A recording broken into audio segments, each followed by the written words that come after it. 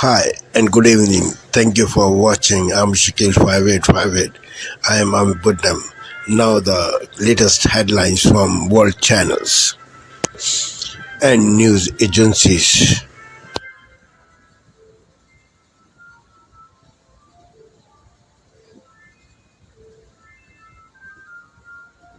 Purported leak to those struggling in your community this holiday season. Your donation will go to local charities to help those most in need. Donate now at abc.net.au/gives.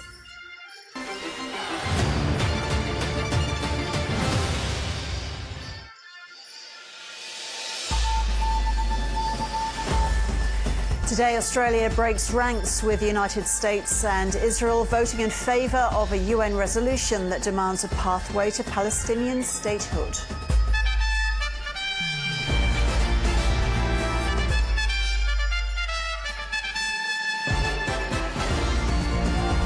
Also ahead, South Korea's president urged to step aside after his shock martial law declaration.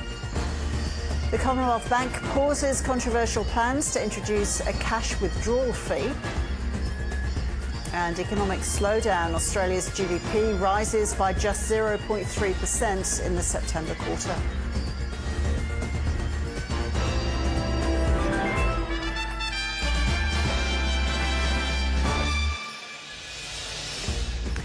Hello and welcome to ABC News. I'm Ros Childs. Those stories in a moment, but first we have breaking news for you. The prime suspect in Melbourne's Easy Street murders has been charged and is expected to face court shortly.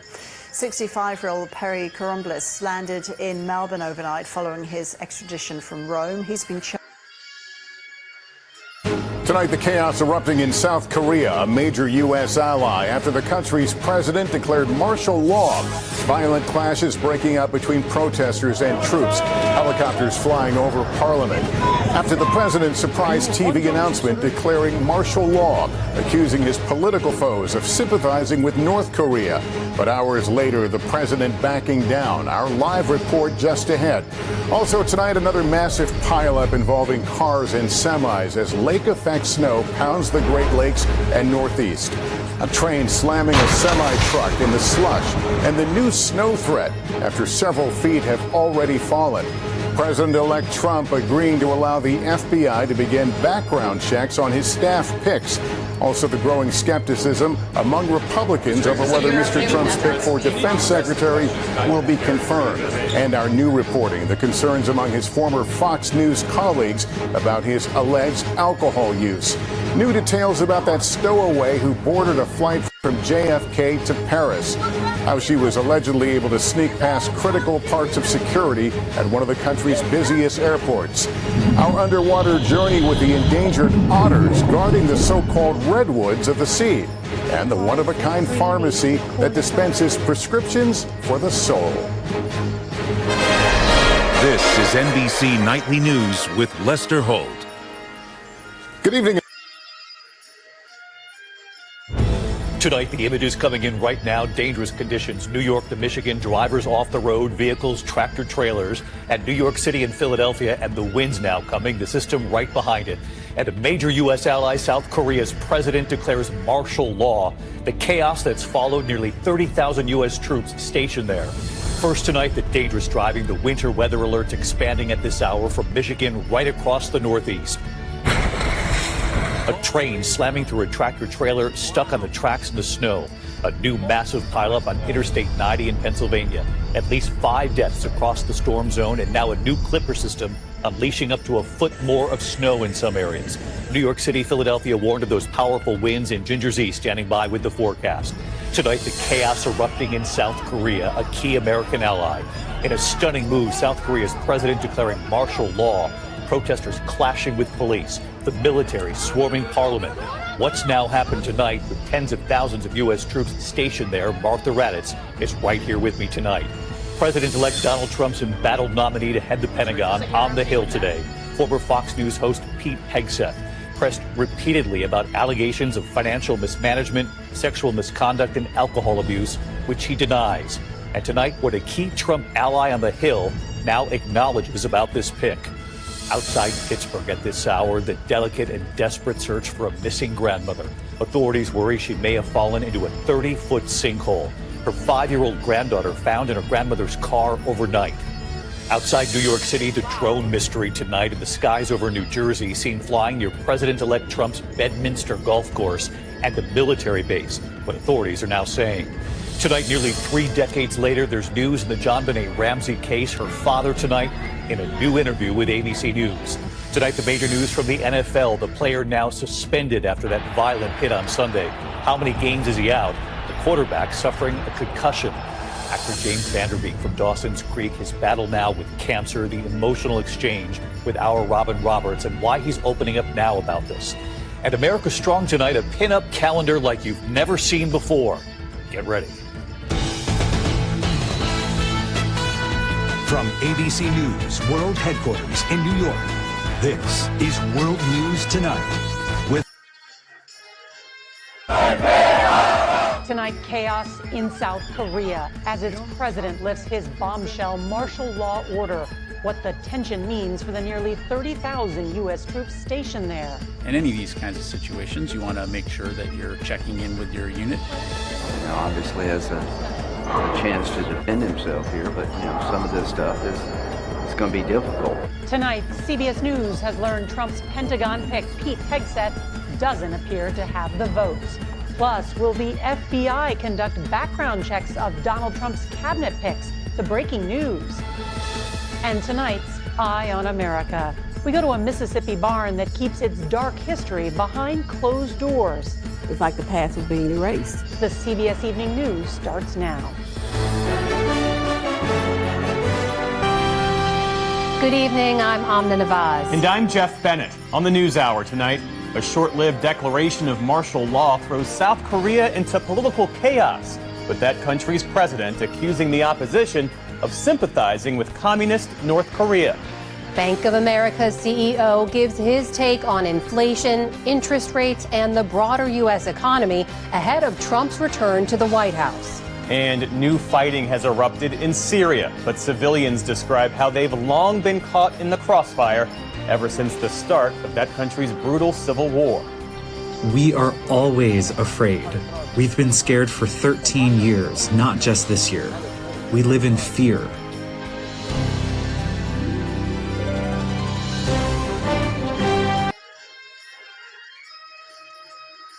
Meanwhile, in his brand new op-ed, Jonathan Turley says President Biden cemented his legacy as a liar-in-chief, as his pardon of son Hunter culminates years of lying to the public about his knowledge and intentions in the influence peddling scandals surrounding his family.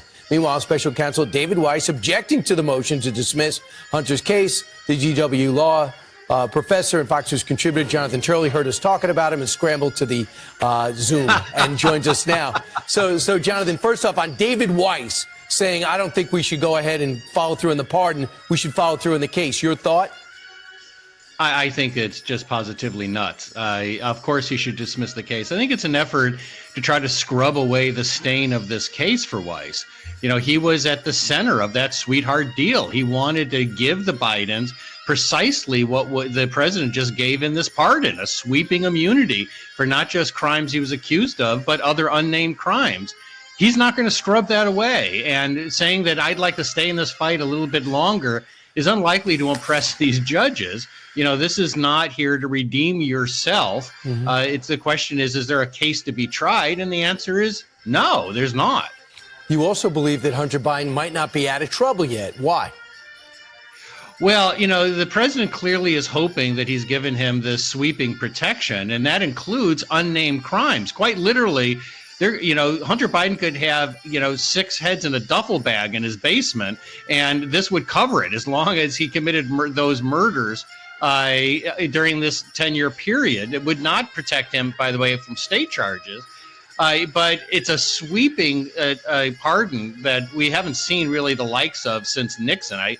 It's pretty unprecedented in that respect.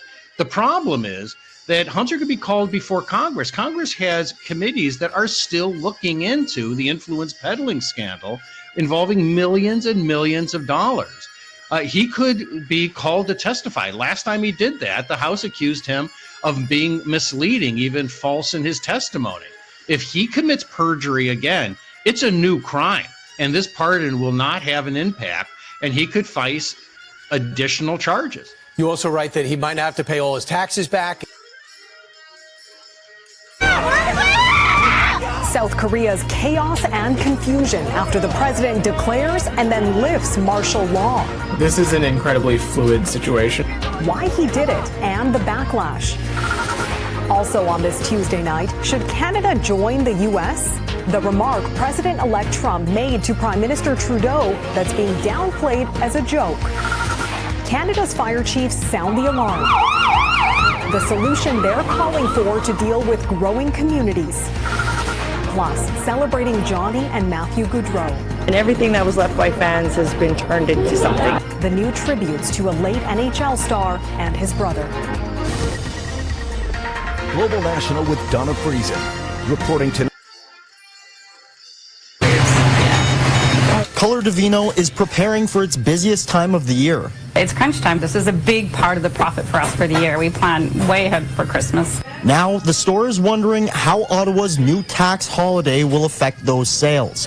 The 2-month GST holiday, starting December 14th, includes certain things like beer, wine, ciders, and coolers based on alcohol content.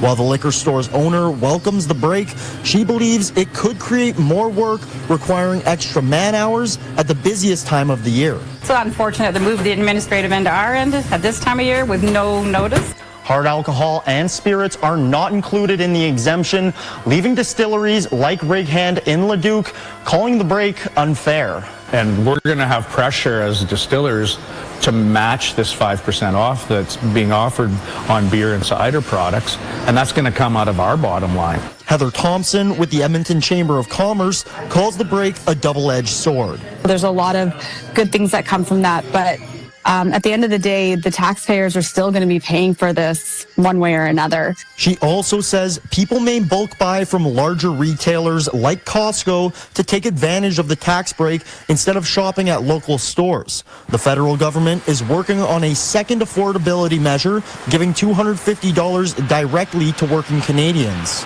One of the concerns that I think between the GST holiday and the potential of the $250 check is some temporary inflation that we're going to see through consumer spending. The federal NDP says it will not support the motion unless it includes money for seniors and people living with disabilities.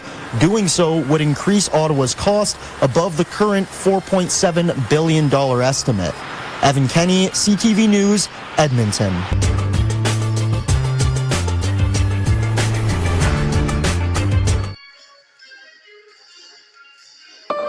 Tonight, the Prime Minister's plea for unity in the face of a tariff threat.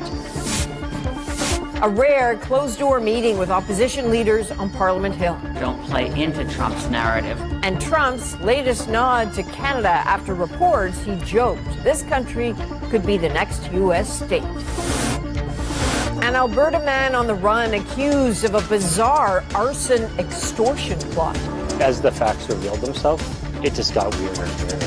2 homes and a car destroyed. Neighbors warned they'd be next if they didn't pay up in Bitcoin. Intimidation, harassment, and threats of violence. Off with your head and hung from the gates. Burn in hell. The escalation of abuse targeting MPs. This is absolutely unprecedented. We break down what is fueling the anger and the growing challenge of protecting politicians. From CBC News, this is The National with Chief Correspondent Adrian Arce. Welcome to Democracy Now!, democracynow.org, The War and Peace Report. I'm Amy Goodman. Israel's renewed its attacks on southern Lebanon, killing at least 12 people and threatening to further unravel Israel's truce with Hezbollah. With the latest attacks, the UN says Israel's committed more than 100 ceasefire violations since agreeing to halt attacks last week.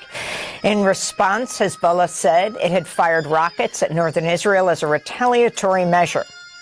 Earlier today, Israel's defense minister, Israel Katz, warned his military would no longer distinguish between Hezbollah and the Lebanese state if the ceasefire collapses.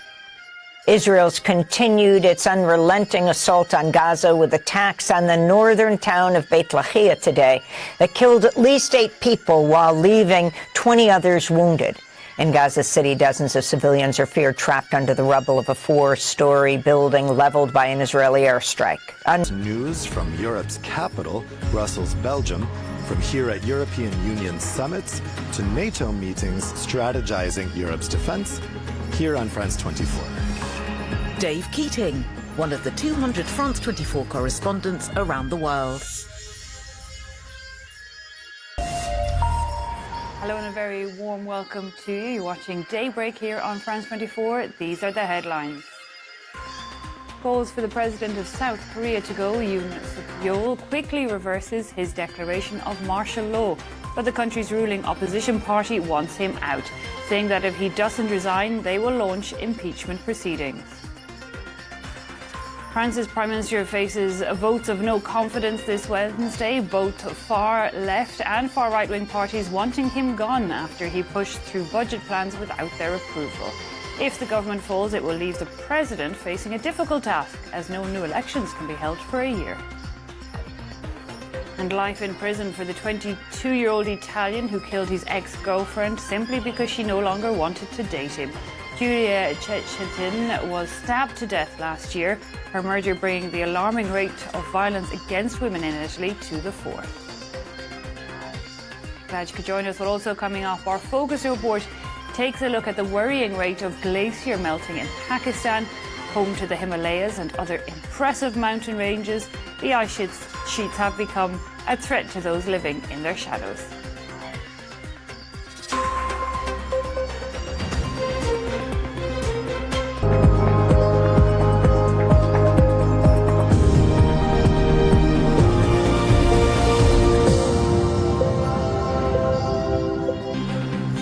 There are calls for South Korea's president to step down after he imposed martial law, something he was then forced to roll back just hours later.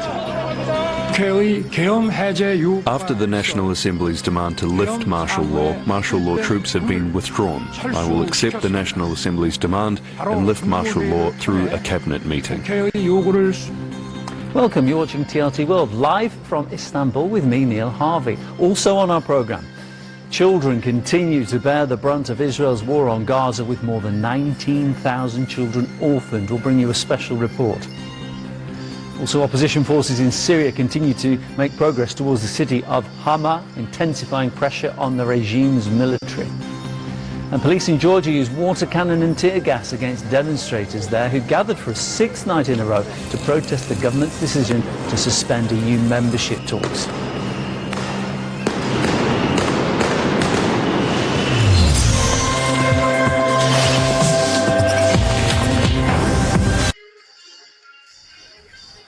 This is Asia Now. It's 12 p.m. in Singapore and Hong Kong, 9:30 in New Delhi, and 11 o'clock in Jakarta. I'm Rani Samtani. At this hour, calls for South Korean President Yoon Suk-yeol to step down after martial law chaos. His sudden decree and its reversal plunges the country into political uncertainty. President Yoon's aides reportedly offered to resign en masse. South Korea's ruling party chief has called for the defense minister to be fired and the entire cabinet to step down. Unions have also joined in the calls for the South Korean president to step down, threatening a general strike, and that's weighing on equities and the won.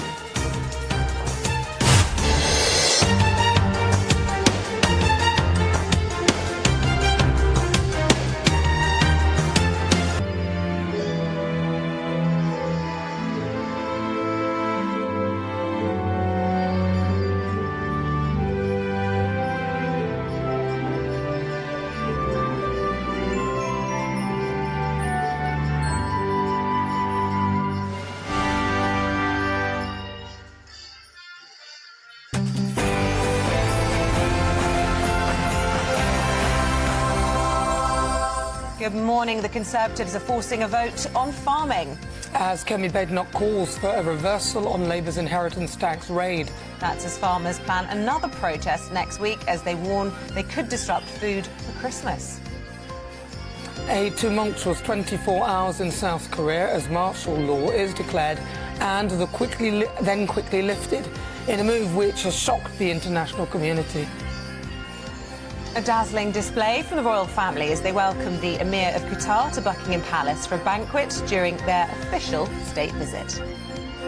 The French government teeters on the brink of collapse as Prime Minister Michel Barnier faces a vote of no confidence this afternoon, another blow for Emmanuel Macron. With an increasingly ageing population, more and more Britons are being forced into early retirement due to ageism in the workplace. We'll be looking this morning at how to put an end to the discrimination. And in the sport, Crystal Palace beat Ipswich with the controversy over the rainbow armband continuing. Ruud van Nistelrooy enjoys his new manager bounce, and Don Bradman's baggy green sells for a fortune. A chilly start to the day for many, with plenty of sunshine around through much of the UK. But that's all changed as we head through this afternoon and evening. Find out more with Lee later on. It's good to have you with us this morning. It's just gone 6:01. I'm Isabel Webster. And I'm Nana Aquia, and this is GB News Breakfast.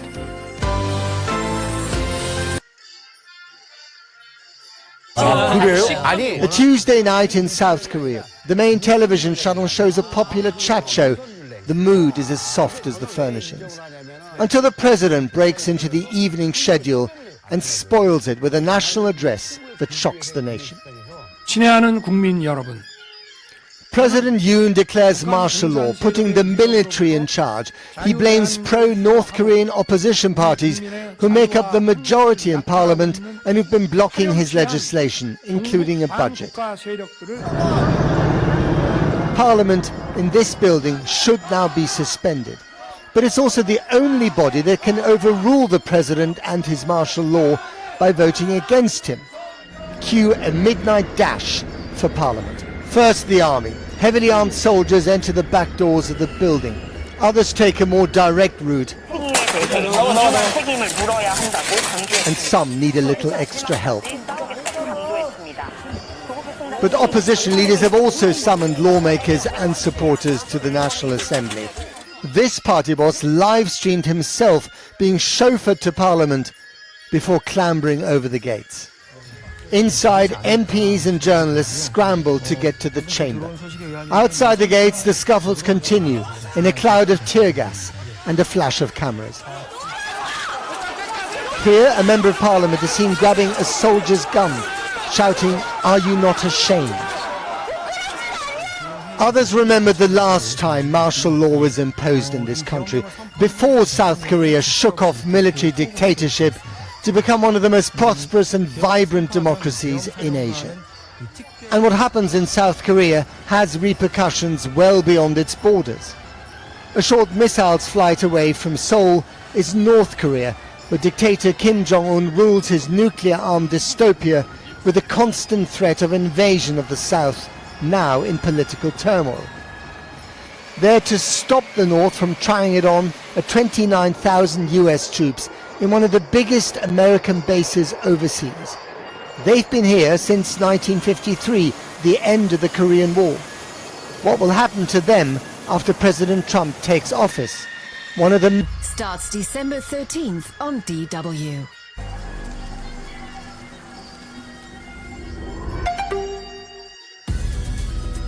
This is DW News live from Berlin. South Korea's president is under pressure to step down after briefly imposing martial law. Opposition lawmakers call on Yoon Suk-yeol to quit immediately or face impeachment. That's a day after he tried to suspend basic rights, but was overruled by parliament. Also coming up, advancing rebel fighters in Syria close in on the key city of Hama. The Syrian army says it's striking back with Russian air support.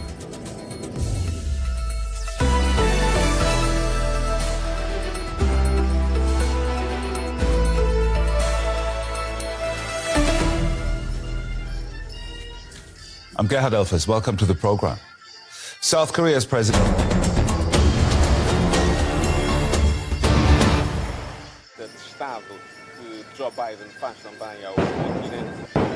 President Joe Biden held talks with his Angolan counterpart, Joao Lourenço, in Luanda on Tuesday.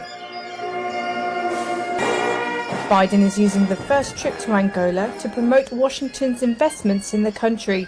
A centerpiece of his visit is the US commitment of $3 billion for the Lobito Corridor, a railway redevelopment linking Zambia, Congo and Angola that is meant to make it easier to move raw materials in the continent and for export. The project is a significant move, bearing similarities to China's Belt and Road Initiative. I'm deeply proud of everything we have done together to transform our partnership thus far. The president will also visit Angola's National Slavery Museum, where he plans to give a speech acknowledging the history of slavery, but also looking forward to a future that benefits both nations.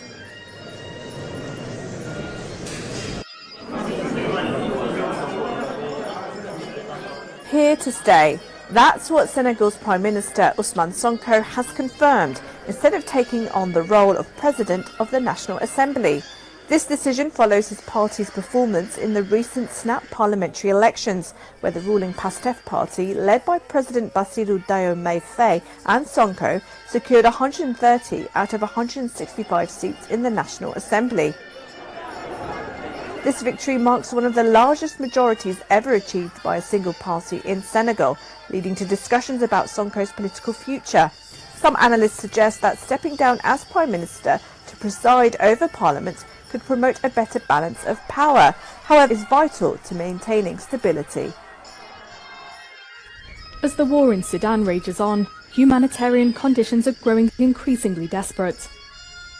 Many Sudanese refugees have fled. Though they want to return home, they're not sure when they will be able to. In Sudan, there is a problem. There is no security, there is no stability. We came here as refugees to Chad, and we want to return to our country, check our homes and remain there. That's our problem. Without security, it's difficult. We have children. We have a family, and because security is not guaranteed, we will stay here until we return to our country, God willing.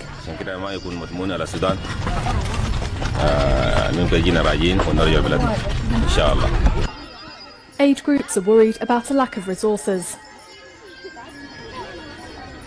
Yeah, what I worry the most will be lack of funding.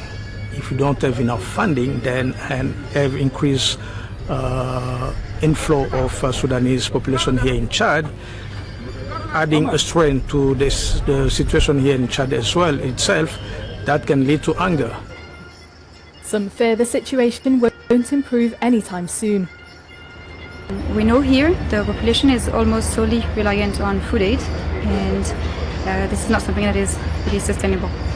As the conflict is not improving on the other side and actually even worsening as we speak, we foresee that sadly people will remain here for quite a while. Some 700,000 residents in Sudan have fled to Chad since the conflict broke out. Kenya will roll out a vaginal ring to help women protect themselves against HIV. Women using the ring have praised its effectiveness, saying they prefer it to daily pre-exposure prophylaxis, also known as PrEP drugs. For this sex worker from Dandora, HIV infection is a real concern.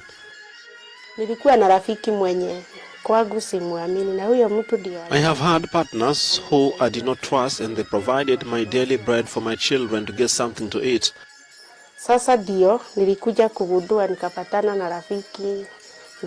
I met a friend who told me about vaginal rings and told me where I could get them. I have used oral PrEP, but they lack privacy and cause side effects. But when my friend told me about vaginal rings, I chose it to be a method I could use to protect myself from infections. The Daprevin vaginal ring will be rolled out in Kenya in 2025, and women will be able to access it at no cost. The Daprevin vaginal ring works by releasing the anti-HIV drug Daprevin over a period of 1 month. Most of them choose a vaginal ring, which is depending on the side effects that it comes with oral PrEP. And also they'll have to remember on a daily basis to swallow. So most of them prefer vaginal ring. But again, it's only used for the vaginal ring is only appropriate for those who are doing vaginal sex. So if a client has oral sex or SIM2 or the anal sex, it's not suitable. In Kenya, approximately 1.37 million people live with HIV, with women making up majority with 880,000 cases.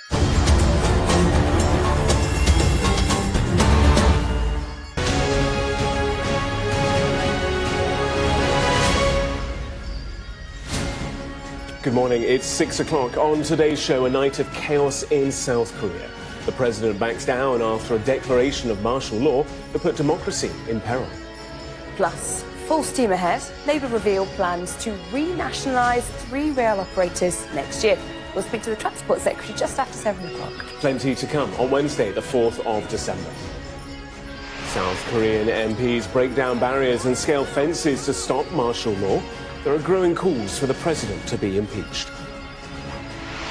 South Western Railway will be the first train operator nationalised under Labour.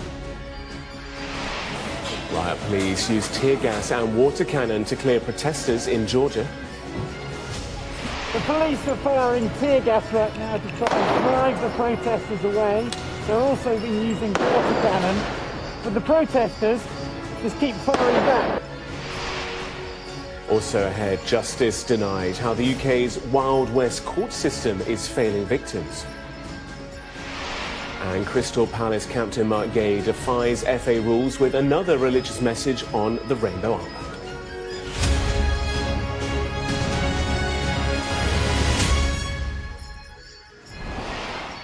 A very good morning to Gareth Barlow with you on Sky News Breakfast. Protesters in... Thank you for sparing your precious time. This is Amir Shakil. Have a good life. Bye-bye.